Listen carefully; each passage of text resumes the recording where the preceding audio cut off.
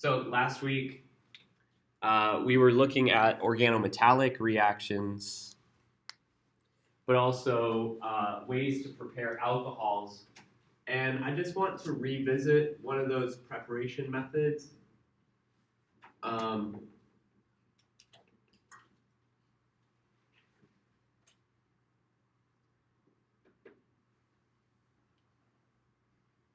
The very first one, we said that we can do SN1 and SN2, but I also wanted to add in there that with nucleophilic substitution, we can make alcohols by SNAR as well. So we had an example where SN1 involved a carbocation rearrangement.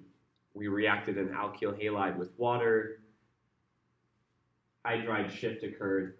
Our SN2, we attacked the same alkyl halide with hydroxide. No hydride shift occurred. So I'm just going to add one to that. And this will be a rather simple one.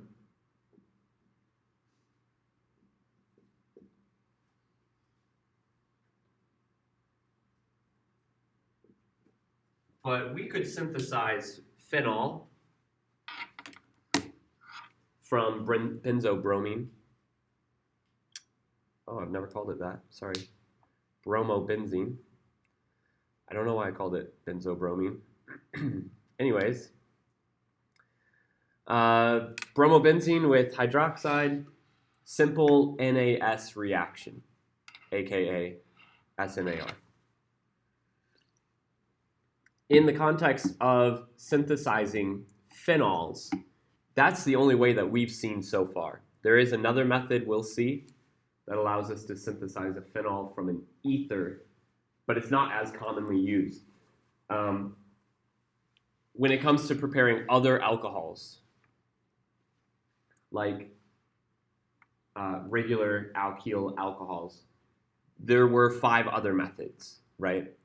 But this was the method that we saw to make a phenol. That's the only method. Okay, moving on. Before we get into reactions with alcohols, I want to ask if there are questions from the homework. I'm sorry that we're not finished with the content to allow you to finish the active homework yet. And if it helps you guys stay on track better, I can actually go in and push that due date a little bit more. Which one was it, 17 or 18? 17. We haven't finished all of 17 because there's a lot of reactions with alcohols that we need to look at. I was hoping that you guys remembered that there's no late work on the active assignments, so I don't want you guys to push yourselves to try and see reactions you haven't seen. Any questions from the weekend that you guys want to ask before we dive in deeper?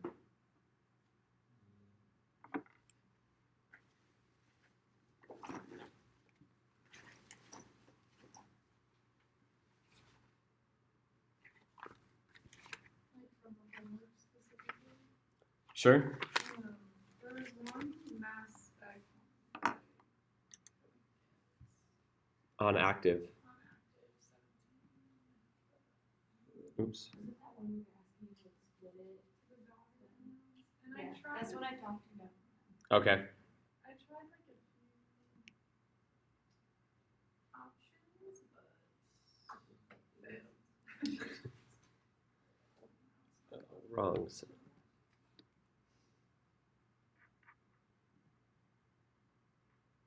So if I remember correctly, it kind of sets you up with referring to alpha cleavage. Do you remember the number?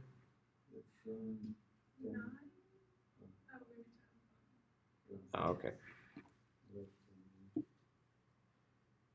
So in my OChem 1 class, we're learning about mass spec right now.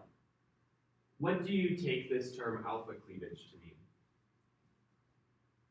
Where is alpha, or how do you cleave alpha? It's the carbon that's attached to the most like genetic. Yeah? Would you agree, Sam? Alpha is the carbon with the functional group. So this is alpha. If I want to do alpha cleavage, do I cleave the functional group off of alpha, or do I cleave alpha from the rest of the structure? Right. So that gives me two places where I could see alpha cleavage in this structure. One of them just cleaves CH3, and one of them cleaves this larger chunk of the molecule. Would you agree?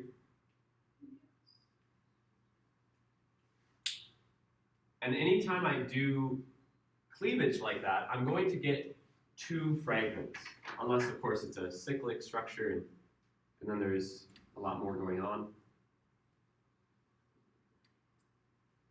And I'm actually taking two electrons and I'm removing one of them, so there will be a positive charge left over and an unpaired electron left over. Now it's my job to predict which of these fragments will get the radical and which of them will get the positive charge. But we can actually make an assertion here that if the positive charge stays with the alpha carbon, then the oxygen can perform resonance to stabilize that positive charge. And if we look at this next fragment that we get, or the next two fragments that we get, I'm just taking that carbon-carbon bond, and I'm going to pull out one electron, leave behind a radical with a positive charge.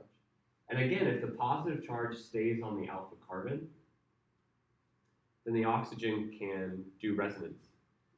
Also, I can go in with my calculator and do some math and see which of these fragments have a mass of 87 and which of these fragments have a mass of 45.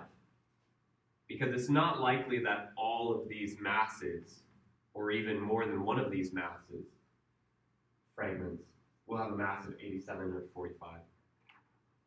For instance, CH3, if it took a positive charge, it would show up at 15 m per z. So that's not the fragment that I'm looking for, which means I'm going to predict that the methyl takes a radical, the alpha carbon takes positive charge. And then if I wanted to show the resonance form, it would be the oxygen taking its lone pair, sharing it with the carbon, and taking on a positive charge. You should be able to submit either one of them, but I do think the instructions say show all lone pairs.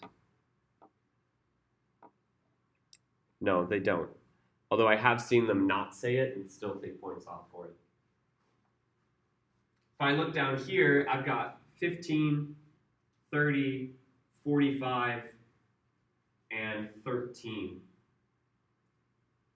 57, which doesn't agree with either of my masses there either. So that means I'm not looking to form this fragment. I'm going to look for this fragment to take on the radical, this fragment to take on the positive charge, and once again, I can look for oxygen sharing a lone pair to create this double bond, take on the positive charge. A resonance stabilized cation is going to be more stable, more likely to form. And this one takes a lot of math. I'm not so interested in doing it, but here, 15, 13, 28, and 17. 28 and 17, 35, 45. That's the fragment I want. What do you think? Where was the... I got the structures right, but I just did the radical instead of the positive charge. So when it's asking for daughter ions, is that, so that'll just be with the... Is this an ion?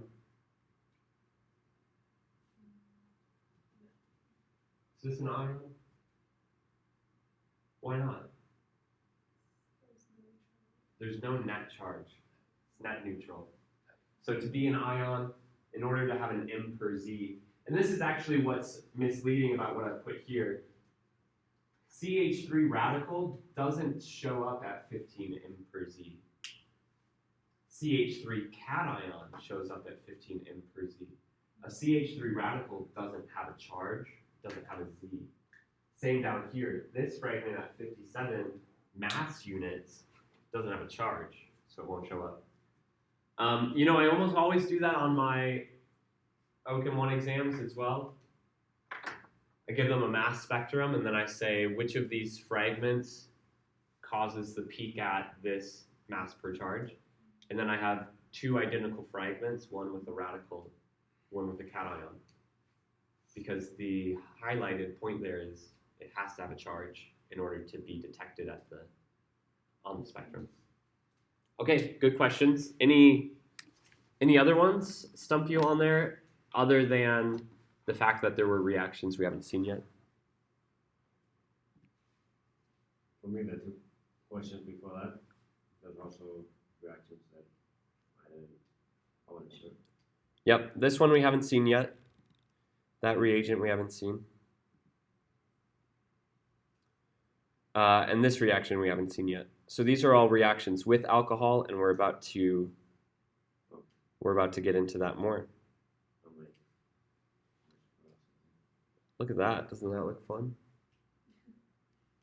This is actually very confusing, the fact that they've got these two boxes, because it looks like you're going to pick two of these, but it's just a multiple choice problem.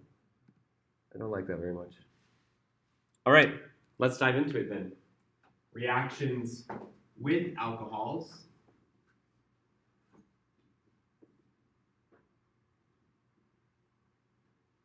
And as always, let's start with our previously seen reactions. Now, again, for those of you joining us from other institutions, it's very possible that there are more reactions that you've seen in the past that don't make it here, but we'll probably cover those then as we move through this. Well, let's keep a similar trend and look at the reactions we did in OCHEM 1. First, we can do SN1 to form ethers. Now remember, we're just doing example reactions here. I don't want you guys to take these as a namesake reaction, right? I want you to actually be able to take this example and apply it in other ways. If it helps you, when we're doing preparation of alcohols, reactions of alcohols, preparations of ethers, reactions, have the example and maybe also add a generic example as well so that you can see what it looks like without the rest of the molecule in there.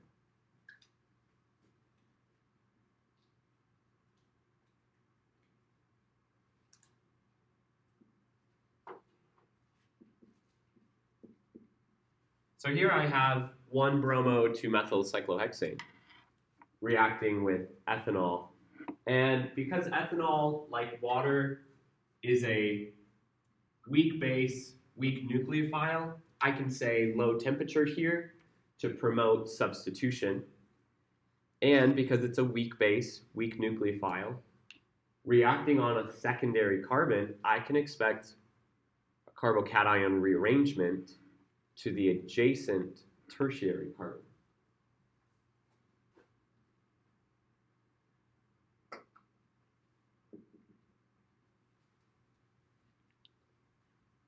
So water was a precursor to forming an alcohol, and now alcohols are a precursor to forming ethers.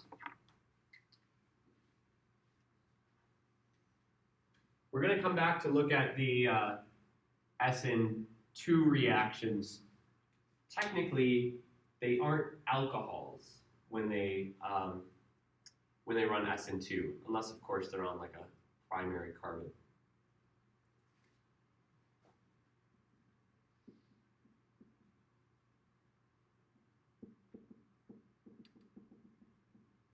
Oh, sorry.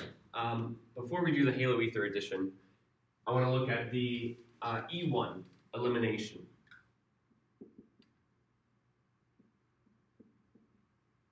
A way to form our alkenes.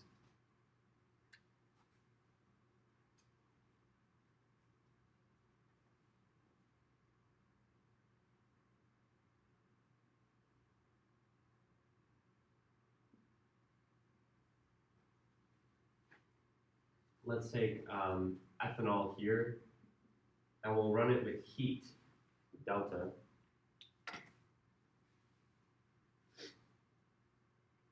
So here I've got 2-chloro, 2,3-dimethylbutane. Being that this is a weak base, weak nucleophile, it forms a carbocation first, and then it looks for the most substituted beta carbon to deprotonate from. We're looking for the Zaitsev alkene, the most substituted alkene. So here we get 2,3-dimethyl-2-butene.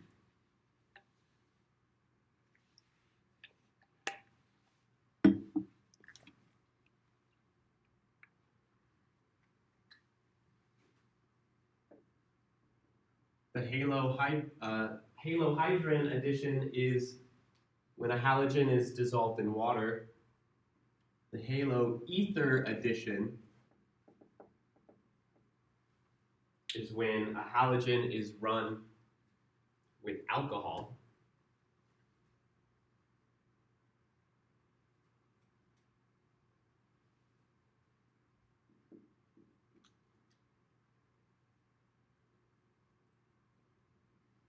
So let's take Br2 and isopropyl alcohol here.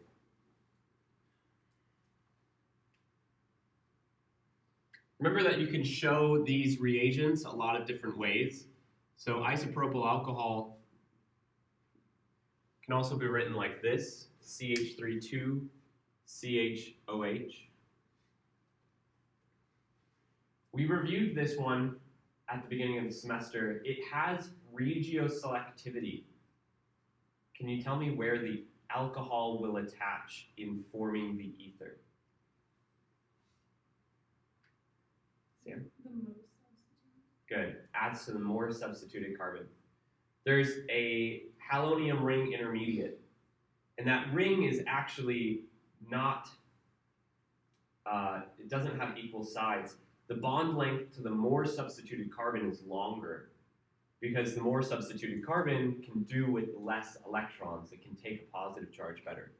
So the alcohol attacks the more substituted carbon more readily.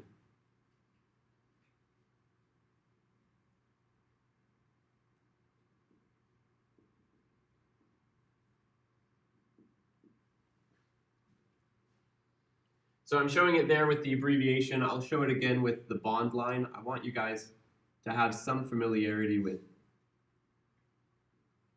all of these different ways that these structures can be shown. That one looks a little funky. I think there's sometimes pros and cons to using bond line or condensed structure. So this is the same as the regular halohydrin, but putting in ether instead of alcohol? Yeah, oh, right. Halohydrin uses halogen and water. And remember, water is a precursor to an alcohol. Haloether uses halogen and an alcohol. The alcohol is a precursor to an ether. Very similar. Only difference is whether the nucleophilic reagent is water or an alcohol. And then because of that, there's a difference in the functionality of the product as well. All right, now I'm trying to think, any other reactions that we saw with alcohols in OChem 1?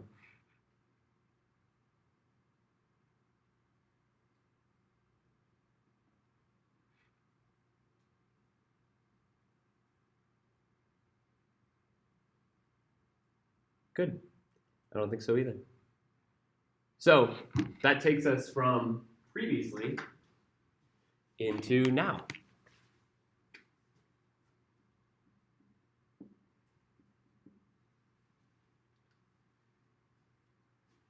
reactions with alcohols. I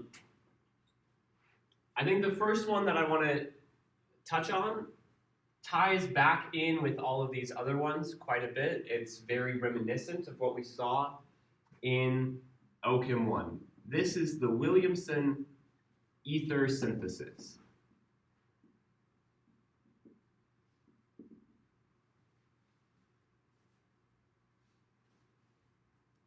You guys know that I always tout on people who have reactions named after them. But I watched a TikTok recently, this PhD physicist who was critiquing an independent researcher who had named a theory after himself. And he said, never name a reaction after yourself. Even relativity is not named after Einstein. If it's good enough, somebody else will name it after you. And I've always been critiquing these guys for naming these reactions after themselves, but it never dawned on me that other people named it after them. I still don't like it. I don't think that we should be naming them after people. So if you don't want to think of this as the Williamson ether synthesis, then I would maybe encourage you to think of this as the alkoxide ether synthesis, which you guys probably have already seen. This is the SN2 substitution, except it's technically not with an alcohol, it's with a deprotonated alcohol. So the first step in this synthesis is to take an alcohol and deprotonate it to create an alkoxide. We can look at balancing charges if you guys want. I put CH3O- because that sodium ion is not doing anything important. But you can show the sodium ion. You don't even have to show their charges. You could write CH3ONa. What's a byproduct of this reaction?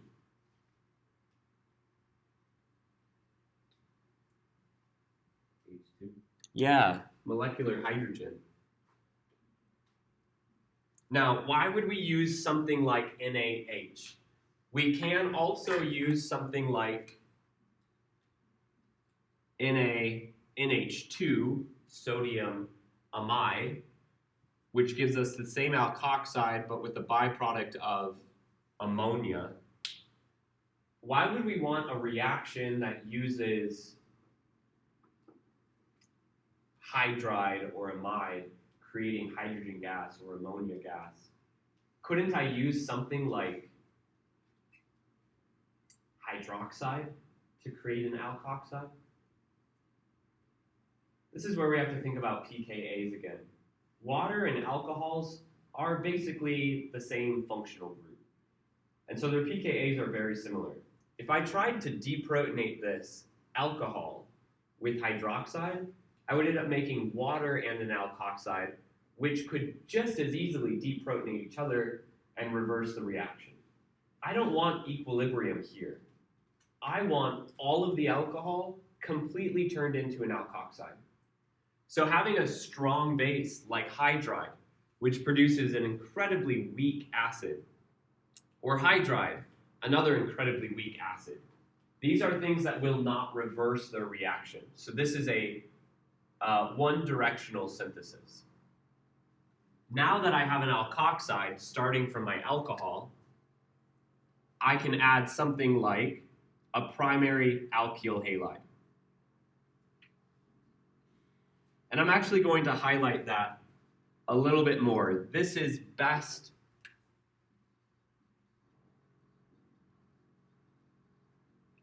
done with primary alkyl halides.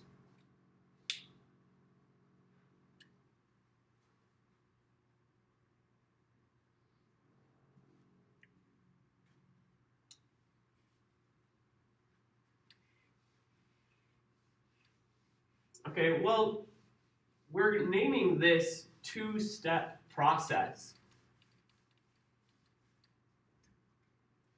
the Williamson ether synthesis.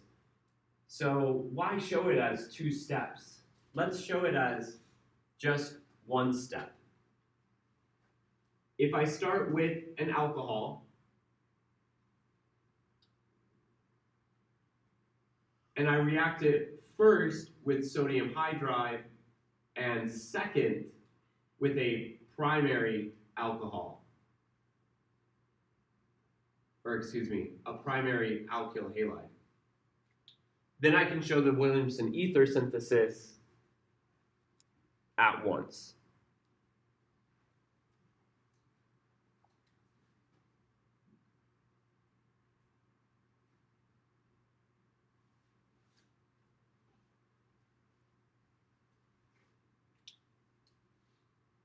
Doing some mixing and matching of my abbreviating for you guys. I just want you guys to see that if you don't want to draw all those benzene rings, you don't have to. If it's a mono-substituted benzene, you can abbreviate it as pH, especially if it makes it awkward or cumbersome to draw it. But one thing I do want you to pay attention to are your carbons. Make sure that you're not losing any carbons during a nucleophilic attack like this.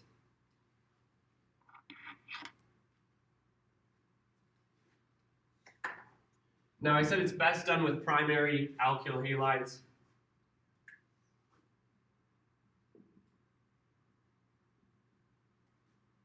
We can do this as well for SNAR. We saw this reagent in our NAS reactions. So let's synthesize this in reverse.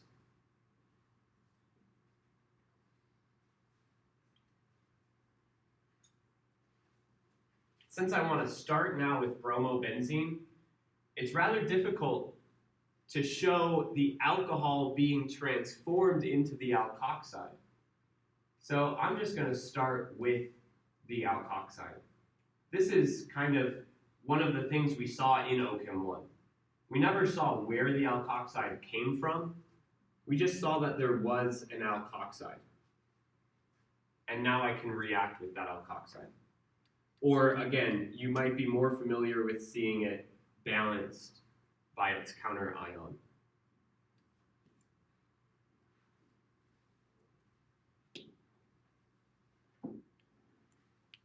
Benzyl phenyl ether is what we've made via two different directions.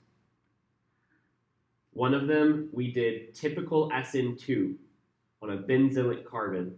The other, we did SNAR from a benzylic alkoxide to an aromatic carbon.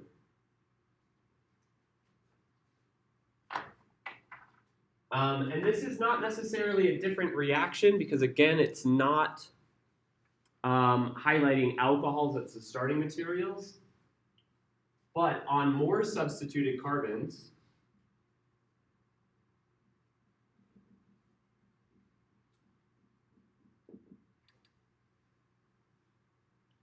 we'll see E2 reactions. You guys should remember seeing alkoxides, similar to hydroxide, think tert butoxide, being used to substitute or to run E2 reactions.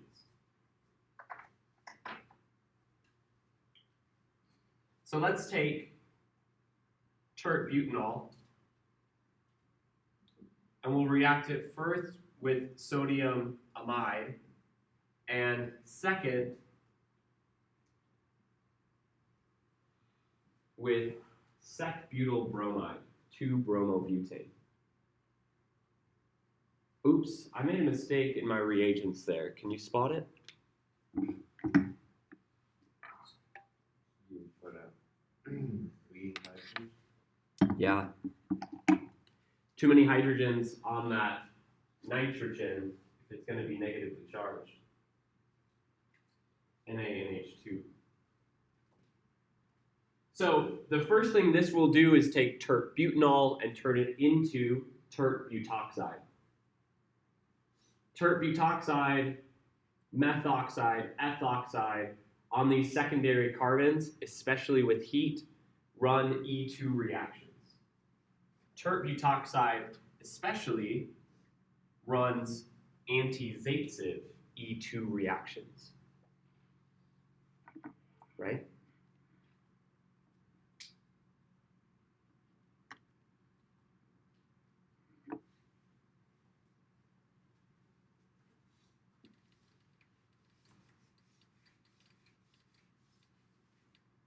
keeping in line with reactions similar to OChem 1.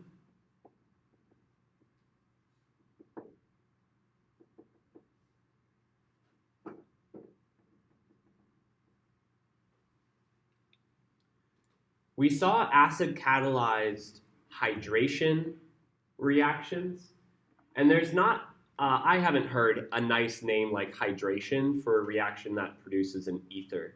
So I like to call this one the acid-catalyzed ether addition. It's basically the same as acid-catalyzed hydration, but instead of water, you have an ether. So the regiochemistry will be Markovnikov. The carbocation forms, which means we have the potential for carbocation rearrangements.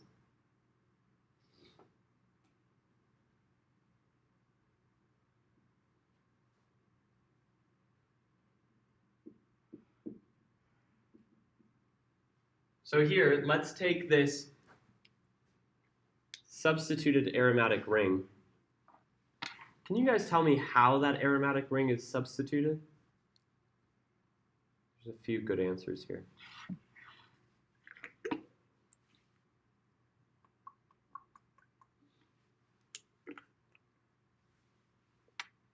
Is it mono, di, tri, tetra substituted?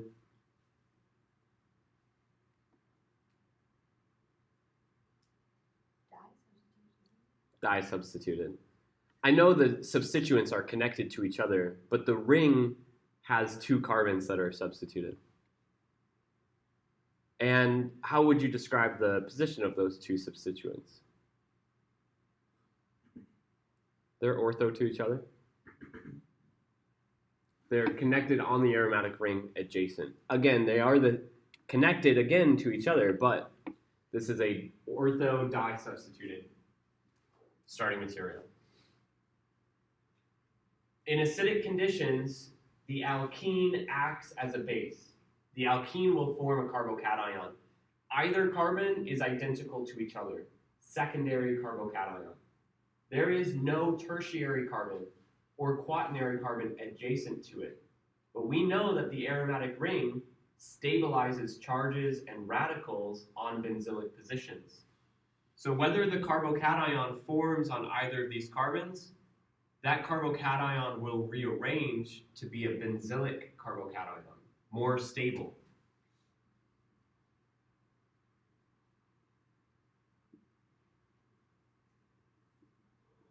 And this is where my alcohol adds to it.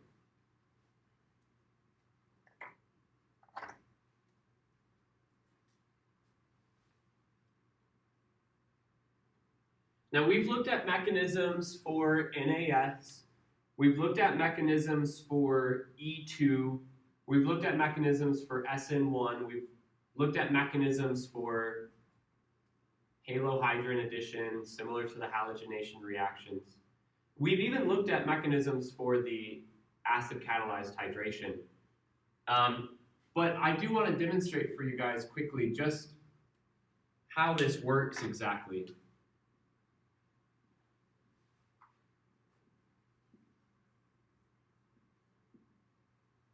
Carbocation forms.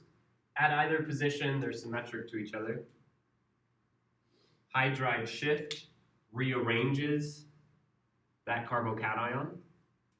Now I have a delocalized,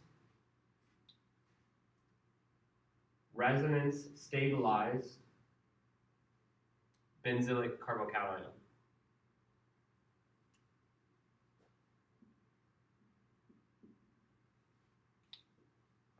If we had water in the system, water would donate its electrons before being deprotonated. Because there is an alcohol in the system, and alcohols and water are very similar, we see the alcohol donate its electrons.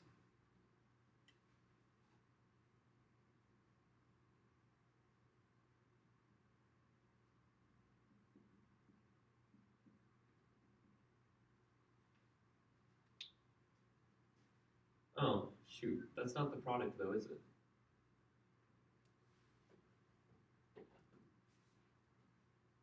What's wrong with that product? That structure not being the product. It's protonated still. After it attacks, it needs to be deprotonated, just like with acid-catalyzed hydration. Now here's an interesting thing in this mechanism. I did not show my acid as being H3O+. For good reason. H3O+ is water-based. If I have water in here, I have the chance of having water attack. And if water attacks, that means the alcohol doesn't attack. It means I don't get an ether. So I need to have some other base. What is the conjugate base of H+? Empty space.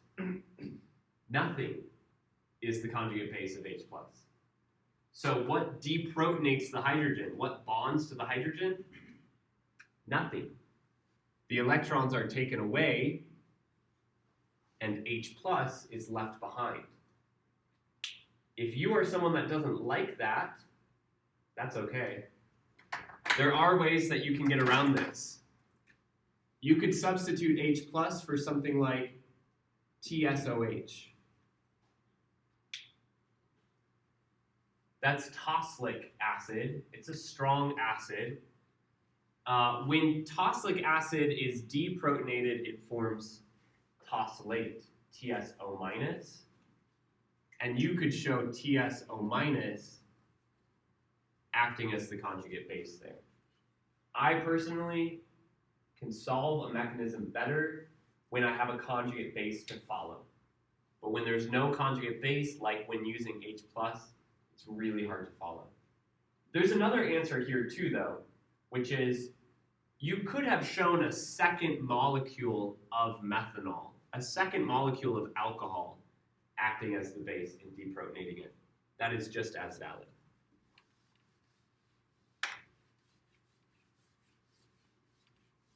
What do you guys think of this? You guys ever surprised, or are you just like always open?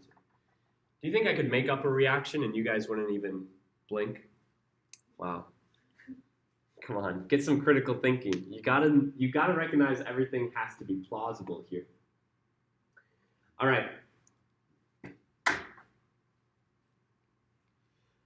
Now, this is where things start to deviate from what we're used to seeing.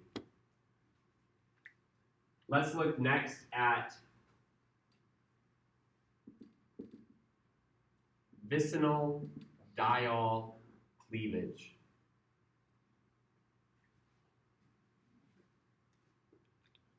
It's a big word. Vicinal is a regiochemistry term. Do you guys remember what vicinal implies to us? Something next to something. Yeah, adjacent to. And there's a similar word to vicinal. Do you guys remember it? I think we talked about it. Instead of being adjacent to each other, the other word means attached to the same carbon. It does not start with a V. Nope. You might be thinking of vinyl, but vinyl actually tells us about an alkene. Something attached to an alkene is vinyl. The other one is geminal. So, vicinal diol, adjacent, geminal diols on the same carbon.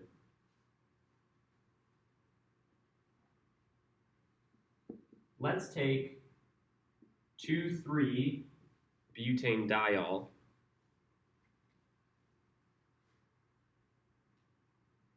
and we're going to react this with HiO3. Oh, hang on, no, HiO4.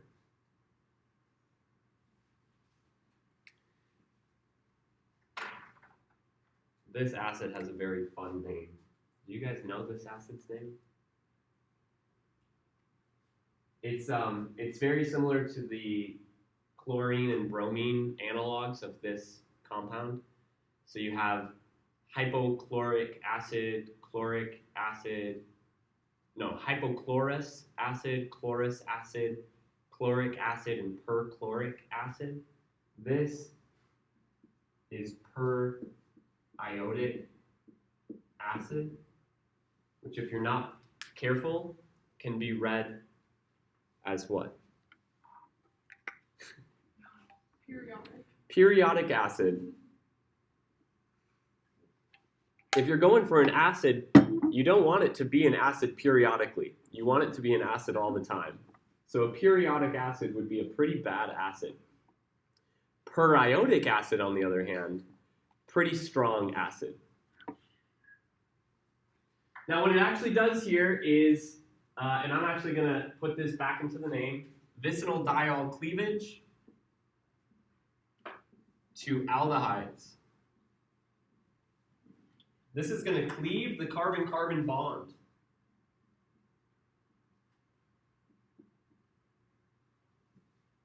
Between the two vicinal alcohol carbons.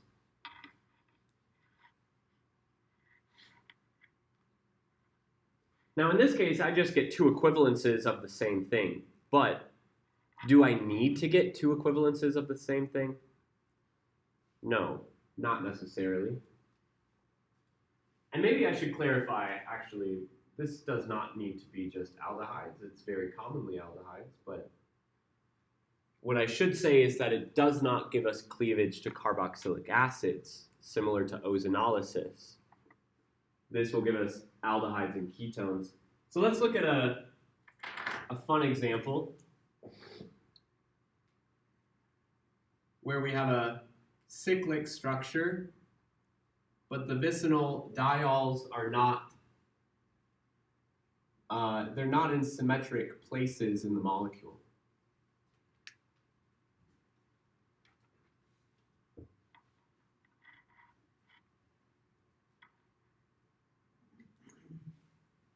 Oh, you know what? I might be wrong, actually. It might always be aldehydes. I'm not sure. I don't see this reaction a lot. But I think every time I have seen it, it's been with secondary alcohols. And secondary alcohols will always cleave a carbon-carbon bond to leave a primary carbon, an aldehyde. But needless to say, it won't form carboxylic acids. So here I'm going to form an aldehyde at each of these positions, but they'll both be attached to the molecule. So I'm going to create a 6-carbon chain with 2 aldehydes, one on either end. So here's carbon 1, here's carbon 6. The reason it's nice to map this reaction is because I have this methyl group on position 2.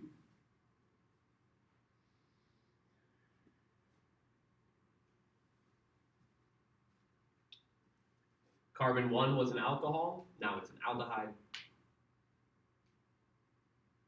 Carbon 6 was an alcohol, now it's an aldehyde. So we could do some fun stuff with that reaction, correct? We could create a vicinal diol using OSO4, and then we could cleave that vicinal diol into 2 aldehydes, and then we could add an organometallic and create new alcohols through acyl addition. We're already seeing how a lot of these reactions start to tie together into organic synthesis. What can I do with this? How do I make that? All right. A little bit similar to our OCHEM1 reactions, should remind us a little bit of oxidative cleavage of alkenes.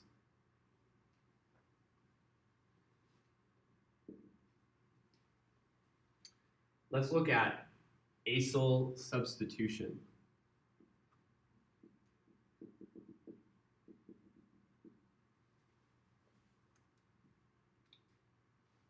Oh, now I remember. Bummer. There were reactions we've seen previously that I did not put in here. Okay, we'll come back to it. We're going to get really heavy into acyl substitution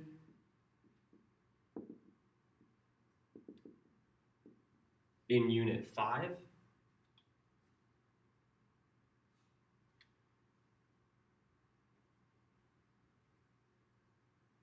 But for now, we're going to look at how alcohols can be used to transform some carbonyls, some acyl groups, into esters.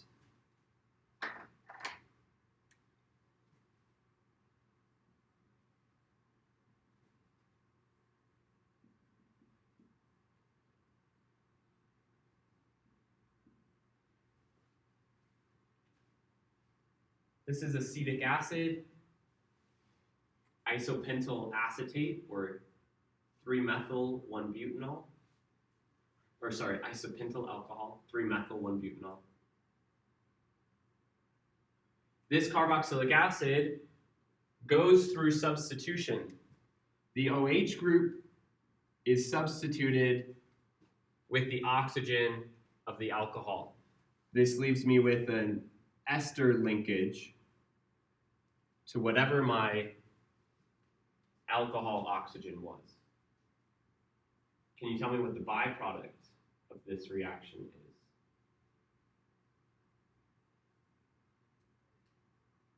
Water. Yeah, water is kicked off. Notice that there's one oxygen that's not accounted for and 2 hydrogens that are not accounted for. Those of you in lab this semester, this is one of the esters that we'll synthesize.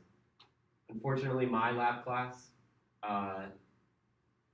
this lab falls on Pioneer Day. So we might not actually be able to synthesize this, or what I might give you guys the option to do is pick which ester you want to synthesize. They're very different routes though. Okay. Bummer. I'm really upset that I missed the other ones, especially after the homework problem that somebody asked about earlier. It was fresh in my brain. All right, I guess I want to take a step back. These might not look like now reactions. This might actually look like a previous reaction.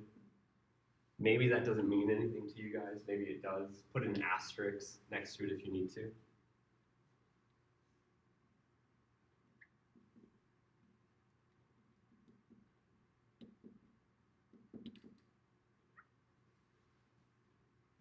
We can do SN2 reactions on alcohols to create alkyl halides. And one of the reasons I say SN2 is because these alcohols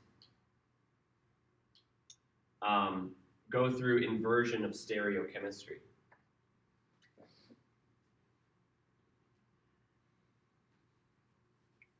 Let's take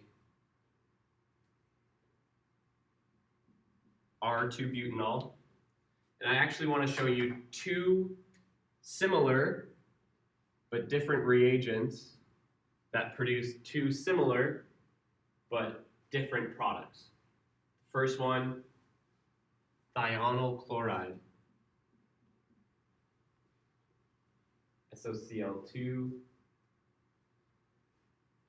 That word thionyl, I believe it's meant to make you think of carbonyl, like carbonyl,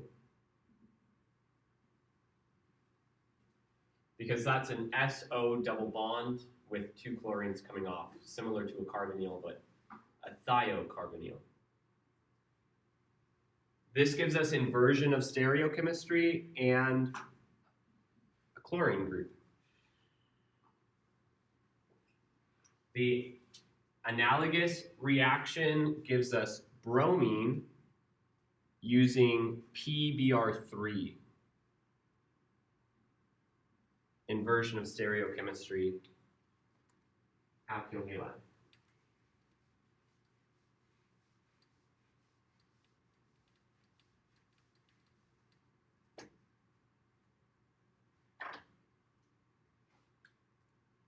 It's like it's my first day on the job. There's another one. Another way to get alkyl halides from our alcohols, and it uses SN1 primarily. I don't know if I've told you guys, I think SN1 and SN2 could have been named better.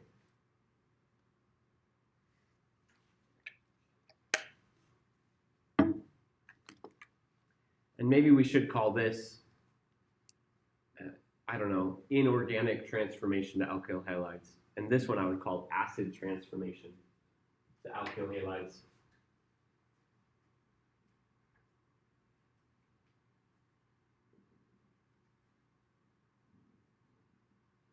Once again, two similar reagents that we might come across, two similar products. It's very common for us to use HBr or HCl to take an alcohol to an alkyl halide in acidic conditions.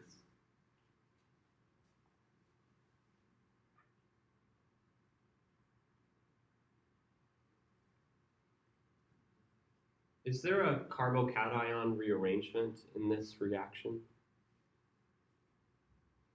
I guess I could take a step back. Is there a carbocation in this reaction? There is. There's a carbocation that forms, alcohol gets protonated and then leaves as water, leaves behind a positive charge.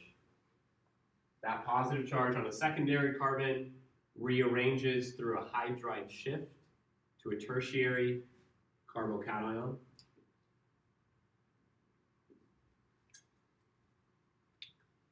So quite different than from using thionyl or PBr3.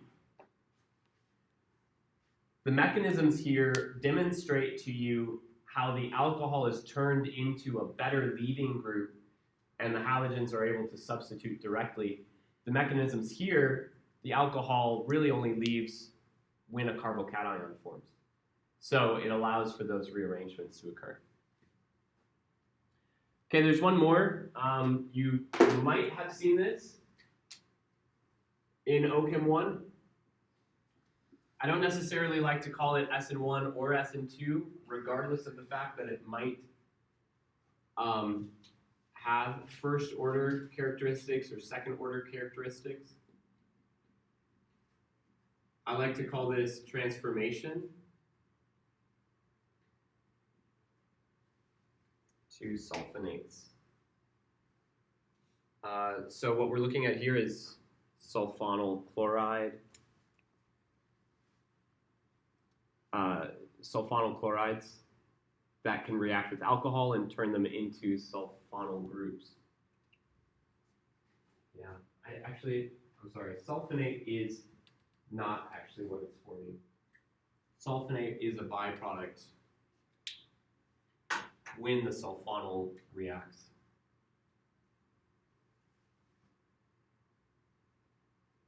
So let's take this same substrate, 2-methyl-cyclohexanol, and let's react it with TSCl. And for those of you that want to know, TSCl is a reagent that we could very easily synthesize now. Or sorry, maybe not very easily synthesize, but we could at least get part of it synthesized. The TS is an abbreviation for the toluene sulfonyl chloride. And you guys know how to add a sulfonyl group, maybe not necessarily a sulfonyl chloride. And you know how to synthesize toluene as well. You know how to synthesize this para-substituted benzene ring. Put on the alkyl group first, orthopara director, and then direct the sulfonyl group, para to the methyl. And the transformation from the sulfonyl, SO3H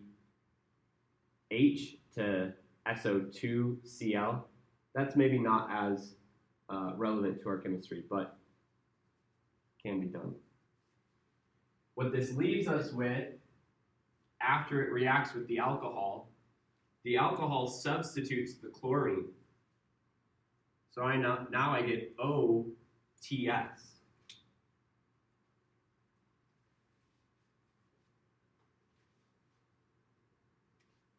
We often call this tosyl chloride.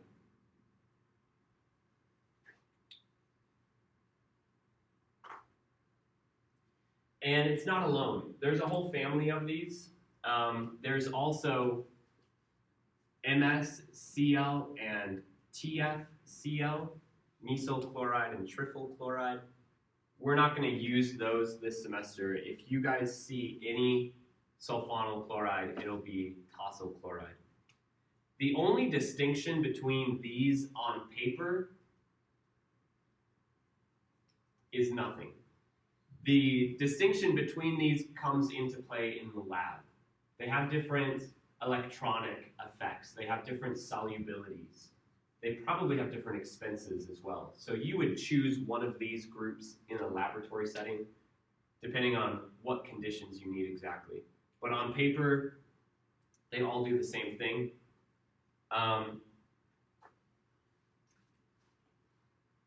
Yeah.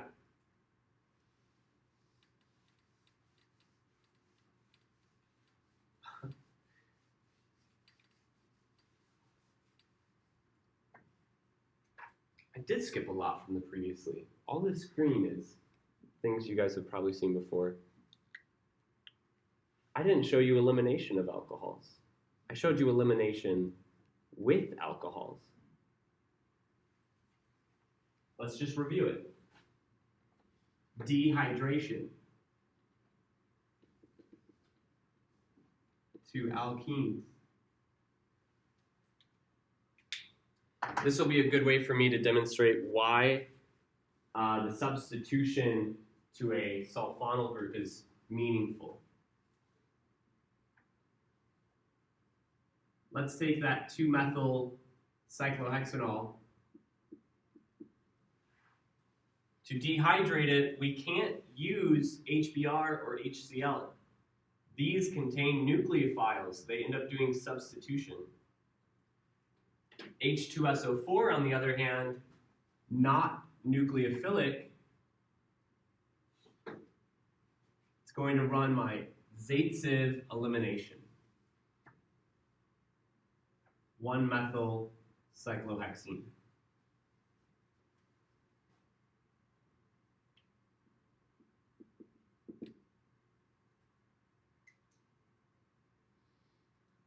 Now let's compare that to this 2-step synthesis.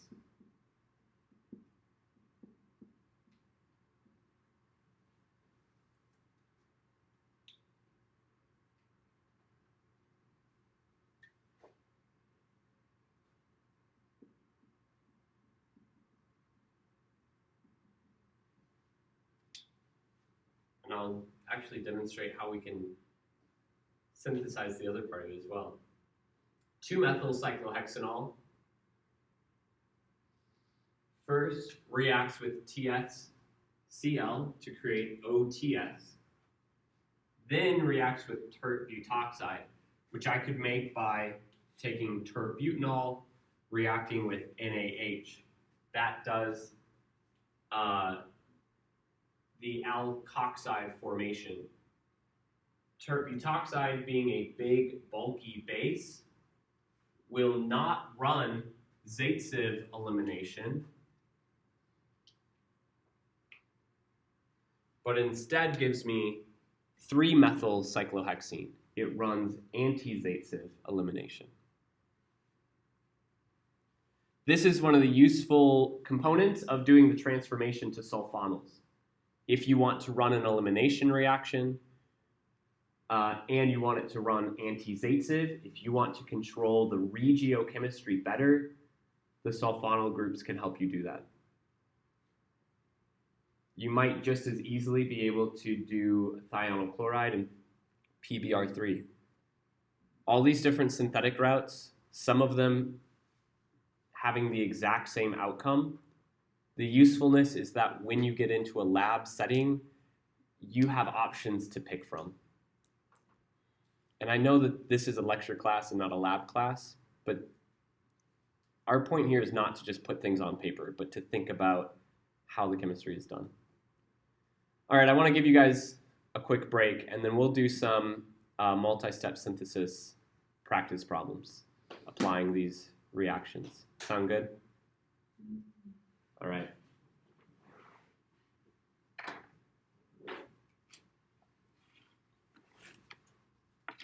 a question.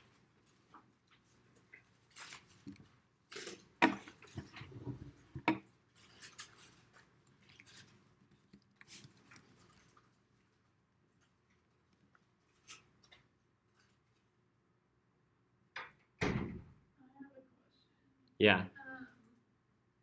If hypothetically, for something that is kind of on an upcoming assignment, you wanted to add an alcohol and a methyl onto the benzylic carbon, could you do something like step 9 where you like get the methyl and a bromine together and then just do a SN2 and get an alcohol to replace it? Mm-hmm. But how would you make the carbon-carbon bond? That's the question. Probably like an Organometallics are great for making carbon-carbon bonds, but they need a leaving group. So I would need to add probably just like a bromine on first or a halide. Mm-hmm. Okay. So if you had a halogen, then you could substitute that halogen with an organometallic.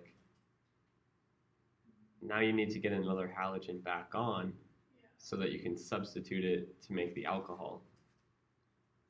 Which is fine. But also, you were saying if you need to put an alcohol and form a carbon-carbon bond at the same position in a molecule. And we know that alcohols are formed when the carbon-carbon bond forms in acyl addition. An organometallic attacks a carbonyl, creates a carbon-carbon bond, creates an alcohol. One step.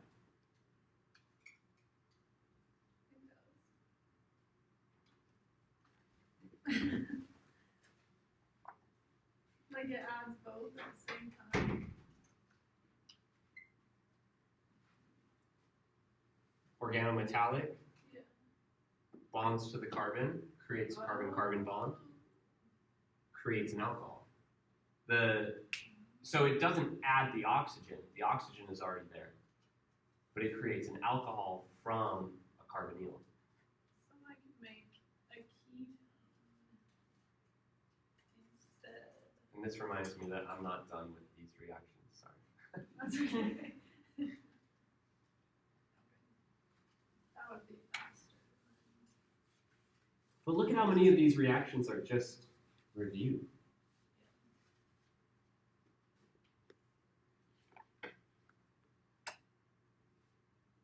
You guys ready to just see more then?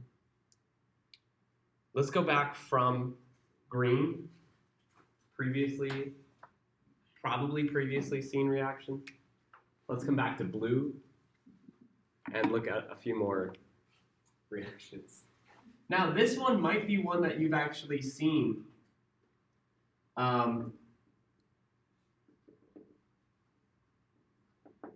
In OCHEM 1, it kind of depends on how your instructor taught it.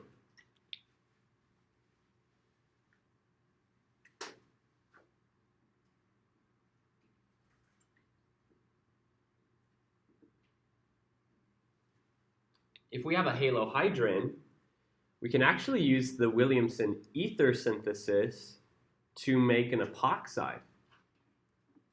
I've always said that epoxides are a subset of the ether group because it's an oxygen with a carbon on ether side.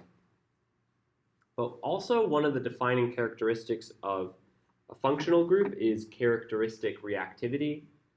And as we'll find out tomorrow, ethers and epoxides don't necessarily share the same reactivity. So it's not necessarily fair to say that epoxides are a subset of ethers. But in terms of bonding pattern, they're very similar.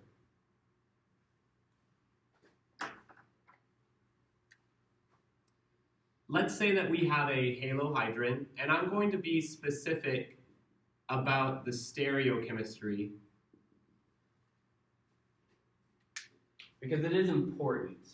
In order to make the epoxide, the stereochemistry must be anti.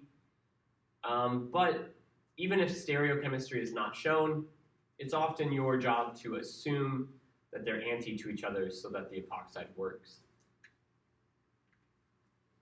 Just like Williamson ether synthesis, we'll add something like sodium hydride or sodium amide, deprotonates the alcohol, leaves me with O minus. On that vicinal position, I have a good leaving group. And so O minus attacks that good leaving group. Let's look at the arrow pushing a little bit. O minus forms from the deprotonation, and O minus substitutes the alkyl halide. That's a backside attack. That's SN2. That means that both carbons are now bonded to the oxygen with that dashed chemistry. Although, to be fair, there is, in this molecule, only one way for those chirality centers to be connected. It's a meso compound. So we could show it without the stereochemistry there, just straight wedges.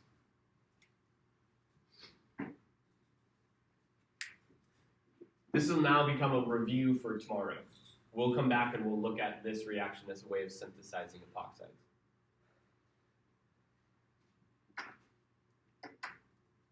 And then we'll see tomorrow, now that I have an epoxide, what can I do with that? It is a little bit funny though, and I haven't spent much time in a lab setting, so I can't tell you why you'd want to go one way or the other. You guys remember the other way to make epoxides. Take a peroxy acid, mix it with an alkene, and now you have a peroxide, or an epoxide. And you remember how to make a halohydrin, right? Take something like Br2 and water, react it with an alkene, then add NaH, and you make an epoxide. So from the same starting material, I could have just added an epoxide. This does feel like a longer synthetic route. All right, this last one is a big one. Oxidation of alcohols to carbonyls. The carbonyls we're going to see, and I'm going to use their abbreviations. Aldehydes, ketones, and carboxylic acids. RCHO, RCOR, RCO2H.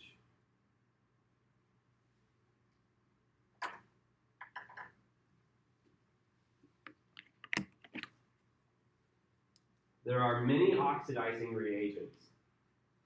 This week in the OChem 2 lab, you guys will run oxidation of an alcohol with a reagent that we're actually not going to use in class. You guys will be using nitric acid as an oxidizing agent. It becomes reduced easily into NO and NO2 gas.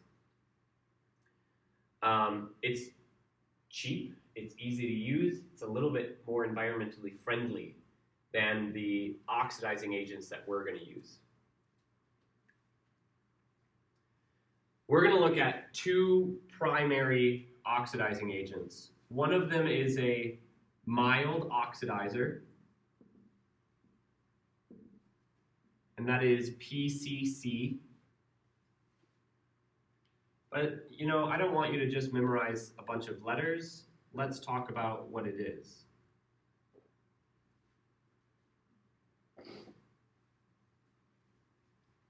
This is pyridinium chlorochromate. So we're not working with chromate here, we're working with chlorochromate, and it's balanced here by our pyridinium. Pyridinium, I think you guys can see, that's the protonated form, thus the IUN at the end of it, positively charged. Protonated form of pyridine. Pyridinium, or pyridine rather, is a weak to good base. It's also an organic base, which is an important reagent that we'll use in later chapters. If you need a base, you don't always want to have water present. So pyridine acts as a good base. What pyridinium does is it creates a mild acidic conditions for the chlorochromate. But chlorochromate is truly the oxidizer, and pyridinium is what helps moderate it, keep it more mild.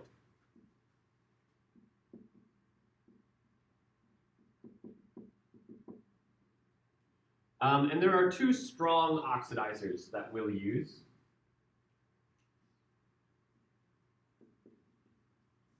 Chromic acid is one of them.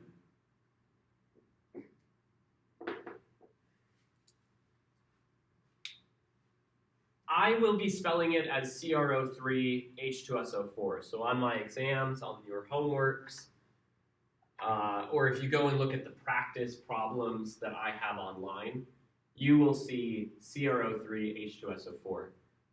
To be fair, CrO3H2SO4 is not chromic acid, but once it's mixed together, it creates chromic acid. So it is a source of chromic acid. But this is just one source of chromic acid. There is also sodium dichromate, Na2Cr2O7 with H2SO4. This can be used in all the same ways.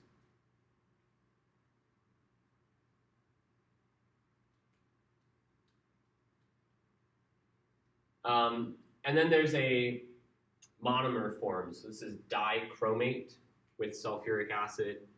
But you could also see just Na2CrO4 with H2SO4. That would also give us chromic acid.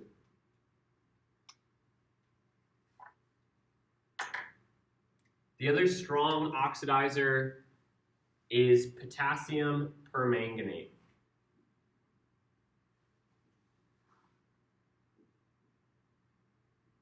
Now, I'm going to look this up. I always get it confused. One of them is referred to as Jones reagent. But why would I remember that? Who's Jones? Oh, I have it backwards. Potassium permanganate is not called Jones.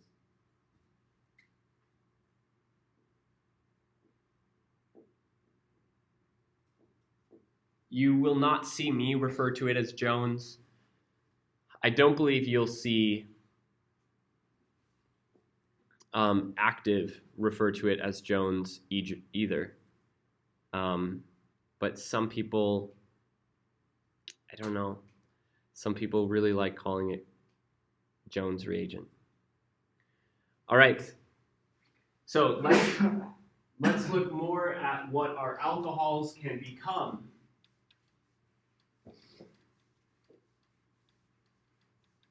When they react with these oxidizers.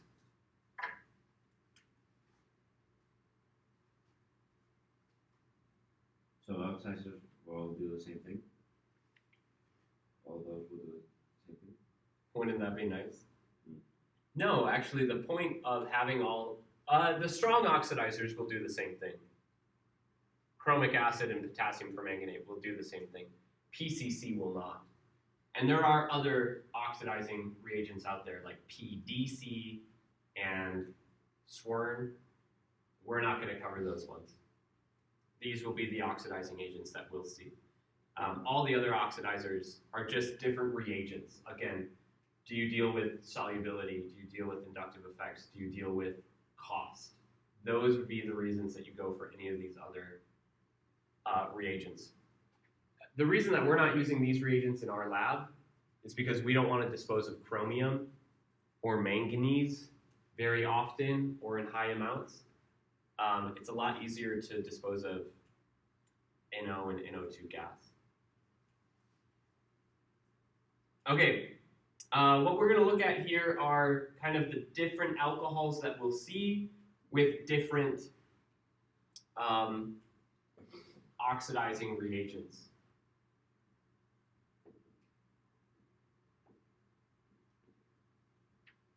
First, let's take our smallest alcohol, methanol, and we'll react it in our mild oxidizing conditions, PCC.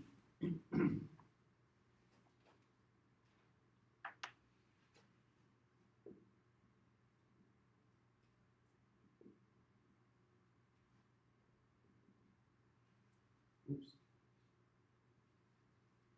The product here is CH2O. Do you remember the name for that compound, CH2O? It's an aldehyde. Which aldehyde? The body stuffing kind. I mean the embalming kind, yeah. This is formaldehyde.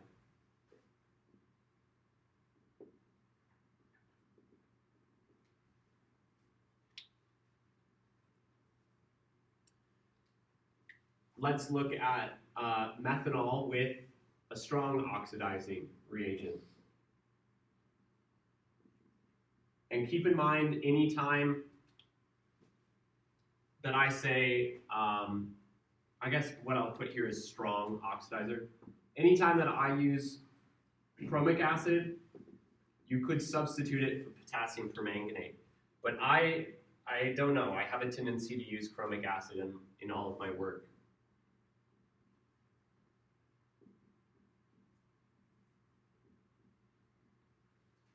The products of this oxidation might surprise you.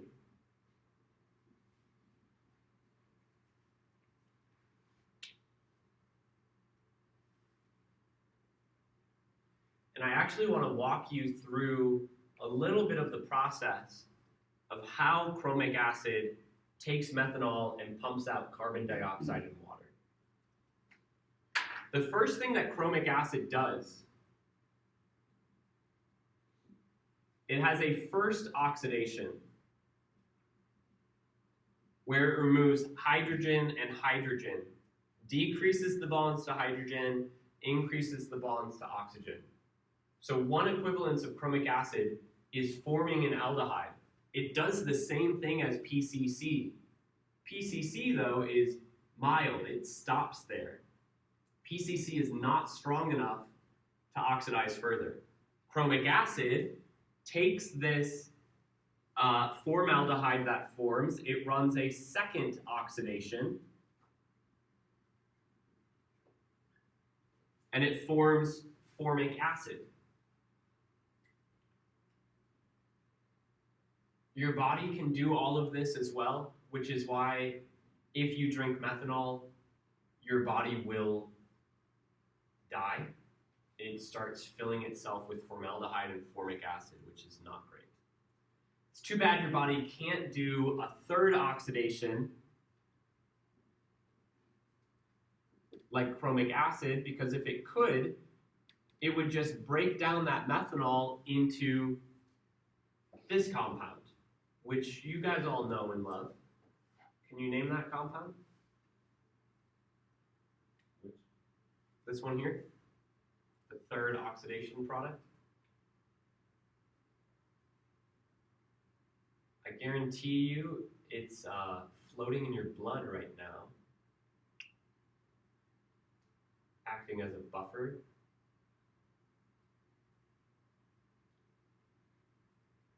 Thought we had biologists in here. No? Maybe, say it. Is it not in the blood? Pretty sure it's in the blood. It's also in your sodas. And it readily decomposes into these products. Um, This is Gen Chem 1, guys. I know I teach this in Gen Chem 1. sure.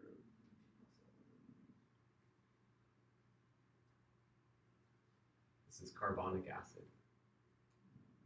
Carbonic acid decomposes. Carbonic acid is not very stable. Carbonic acid decomposes into CO2 and H2O. You can see that one of these OH groups takes the other H, leaves as water, and this O that has its H stolen forms the second double bond for CO2. So if we take methanol and we oxidize it with a strong oxidizer, we're just going to bubble out CO2, and we're going to make an aqueous solution. It's pretty much all that happens.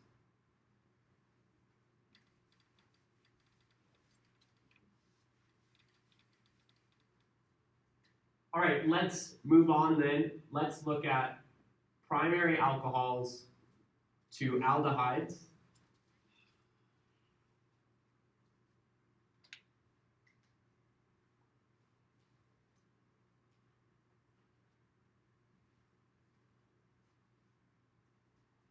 Yeah, you know what? Sorry, I realize I'm kind of naming these differently. And again, there are two different ways that you can think about it. Your starting material and the reagent you're adding, or your starting material and your product. But I think for the rest of them, I'm going to show what the product is and then the reagent that gets us there. So I kind of deviated from that here, and I've gone back to fix that. Methanol to formaldehyde, methanol to CO2. Those are our two things we can do. If I have a primary alcohol, and I want to get to an aldehyde, I need to use a moderate oxidizer. I need that oxidizer to do one oxidation step. Decrease bonds to hydrogen, increase bonds to oxygen once, and then stop it. PCC is the only reagent that will inhibit that.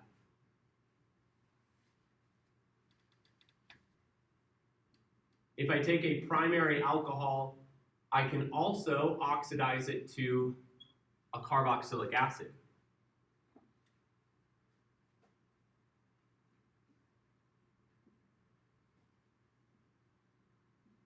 Here I need a strong oxidizing agent, chromic acid or potassium permanganate.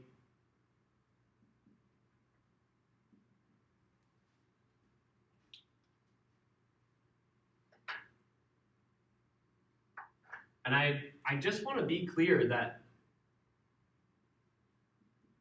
there is an aldehyde intermediate.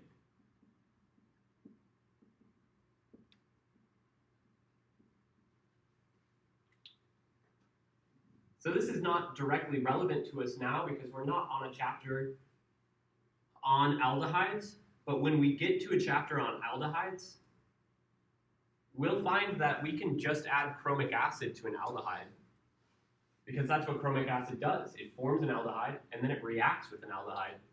That's how it makes carboxylic acid.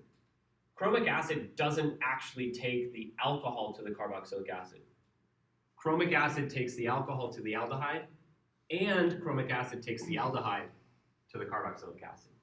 It does two steps. We are just looking at the one process.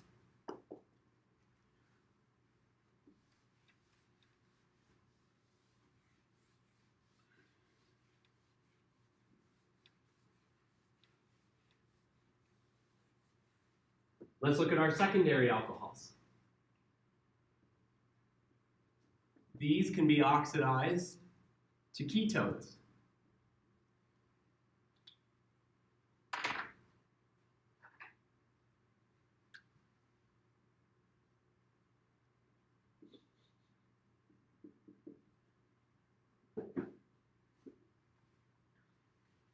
Maybe you'll like this, maybe you won't.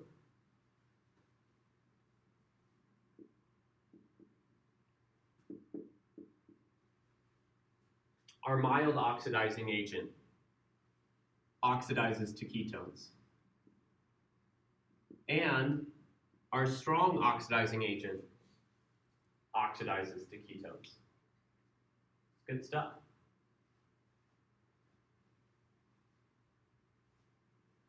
The nice thing about that secondary alcohol, it's just going to form a ketone.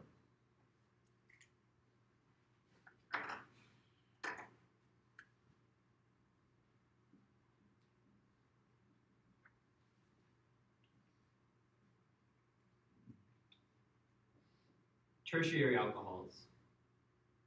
What carbonyl would form from a tertiary alcohol's oxidation?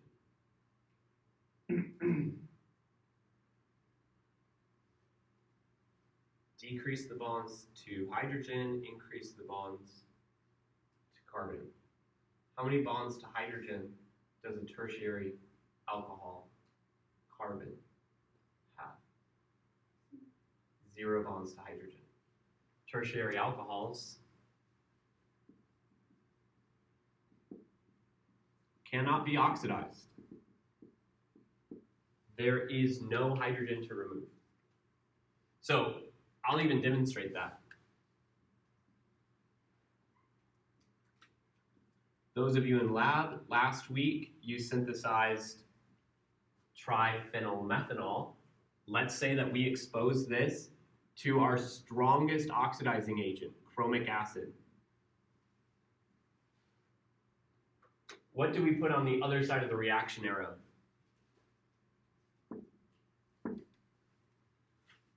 And R there is just shorthand for no reaction. No product forms. We get triphenylmethanol at the end. All right, now I want to introduce another oxidizing agent. The reason I don't show this one with the rest is because this is a selective, mild oxidizer.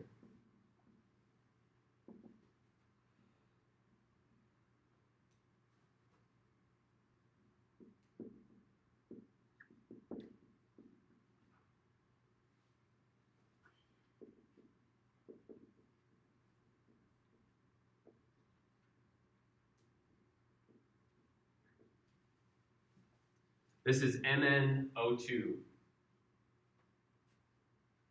manganese dioxide. Manganese dioxide does oxidation with radicals, and because of this, it is not able to oxidize every alcohol. Only alcohols that are allylic, adjacent to an alkene, or benzylic, adjacent to a benzene. That's because the alkene and the benzene stabilize the radical through resonance. So MnO2, it's mild, meaning it's only going to form aldehydes and ketones, depending on how substituted that allylic or benzylic alcohol is. But it's selective. It will not oxidize anywhere.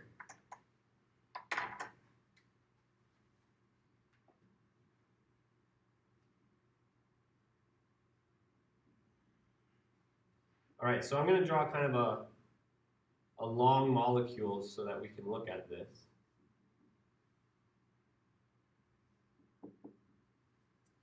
Go ahead and,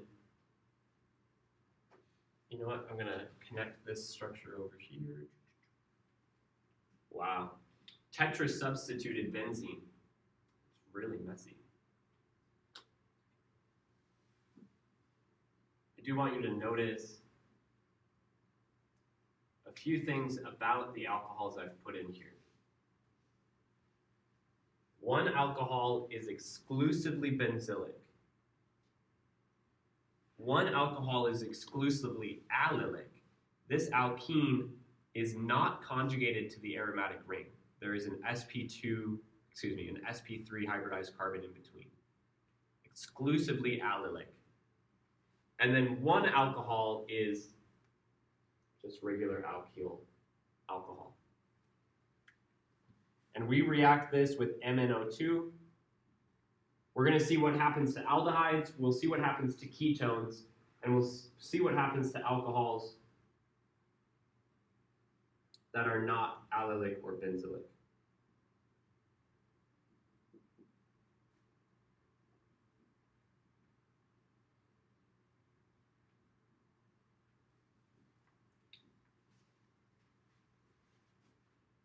No oxidation for the alcohol that is neither allylic nor benzylic.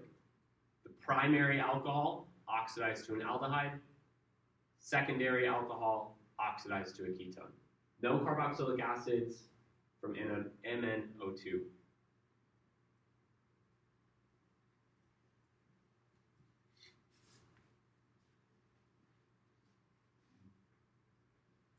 All right, now I know I told you guys I'd give you some multi-step synthesis, and I'm running out of time, so I apologize for that. Let me set us up with this one reaction here.